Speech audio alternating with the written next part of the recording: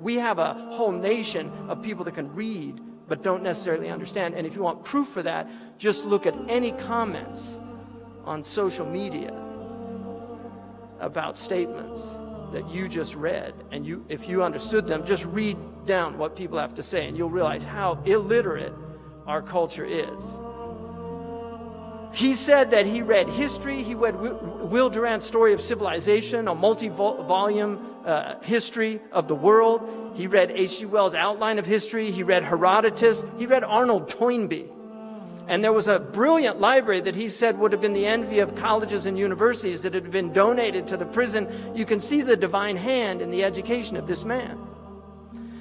He said he read philosophy. If you go to Alcatraz and visit Alcatraz, they have a little prison library in there. It's not, the books aren't there anymore, but on the wall it says the inmates were particularly interested in philosophy and would check out Kant and other philosophers. He said he read Kant, Schopenhauer, Nietzsche. He was particularly struck by Spinoza. And one of the things that he said, that he felt that Western civilization had ended up in a cul-de-sac. And I don't think it could be summed up any better than that, the crises of Western civilization. But he was once asked, he also got into African American history. He read W.E.B. Du Bois. And he read his about the soul of black folks, and also read Carter Woodson's Negro History. He read a 3-volume book on race and sex and race. He also said that he read Mendel's book on genetics several times, particularly passages from it. And he said the book made clear to him that you could not get a black man from a white man, but you could get a white man from a black man, which substantiated his belief that the first human beings were dark, which according to our tradition, Adam, Udmat al-Ard, Adam is tawny, it means dark, and Hawa means black. So it wouldn't be at all inconsistent with our understanding of the first people, and we now know that they were probably from South Africa. So we're all Africans, right? Tell that to the crackers.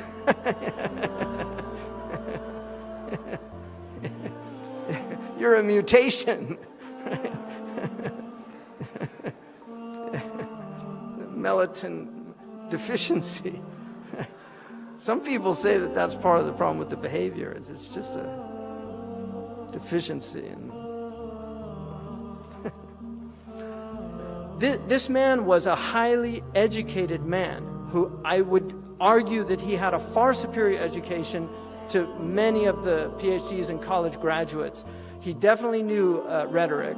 He knew logic. You can clearly see his knowledge of logic is displayed constantly in his argumentation, his pointing out fallacies, logical fallacies. Somebody accused him of being a communist. He said, why would you conclude that? And he said, you spoke at the socialist, at some venue of communists in New York. He said, I spoke at Dr. King's church. Does that make me a follower of Dr. King?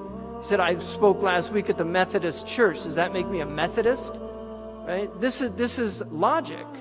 So when he said, every time I catch a plane, I have with me a book I want to read, right?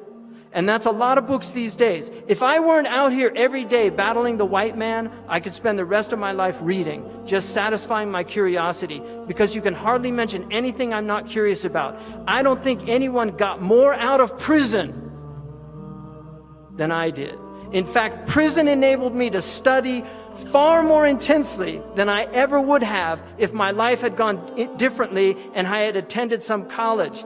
I imagine that one of the biggest troubles, listen up Zaytuna students, one of the biggest troubles with colleges is there are too many distractions. Too much panty raiding, fraternities, and bula bula, and all that.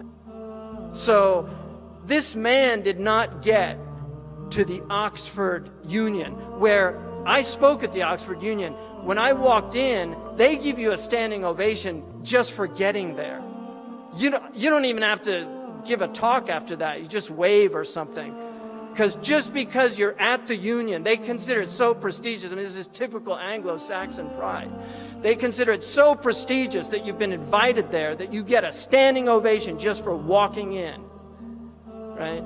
So he was there December 3rd, 1963, a beautiful speech that he gave on extremism. He went toe-to-toe with professors from Oxford.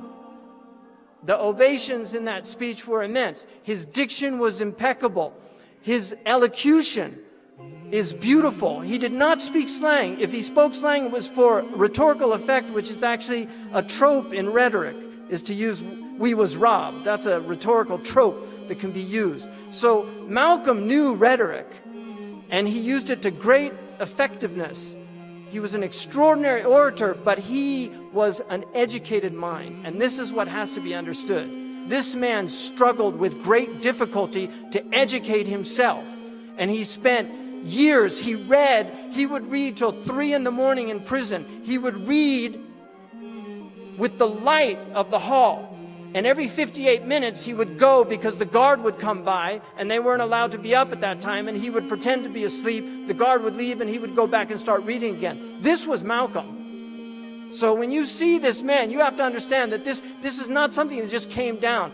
All of these gifted people, their great gift is discipline. Their great gift is the ability to struggle against themselves and overcome laziness, overcome the temptations to go the easy way. This is what Malcolm was. He was a highly disciplined individual. He was disciplined morally, he was disciplined intellectually, and he was disciplined spiritually. When his brother Reginald was thrown out, he spent the entire night in prayer. So he was a man of prayer. And these are important things to remember. And finally, in conclusion, it would be difficult to... Malcolm died at 39. It's hard to believe that he was so young when his life was taken away. I mean, that's when the prophets begin, at the age of 40. That's when the intellect really begins to mature, and it reaches its real height, during those years. So we don't know what would have happened, and I'm not going to speculate. But one of the last speeches that he gave, and he stopped using black nationalism in that last period because he was struggling with trying to grapple with what the real problem was. And he recognized that there were whites in Algeria that he met, Berbers that are white, that he met, that said they didn't resonate with that word, black nationalism. So he was struggling in himself to find something. But he was asked 1 month before he was killed, what do you think is responsible for race prejudice in the U.S.? And Malcolm said, ignorance and greed, and a skillfully designed program of miseducation that goes right along with the American system of exploitation and oppression. So it takes education to eliminate it. And just because you have colleges and universities does not mean you have education. The colleges and universities in the American educational system are skillfully used to miseducate. I couldn't put it better.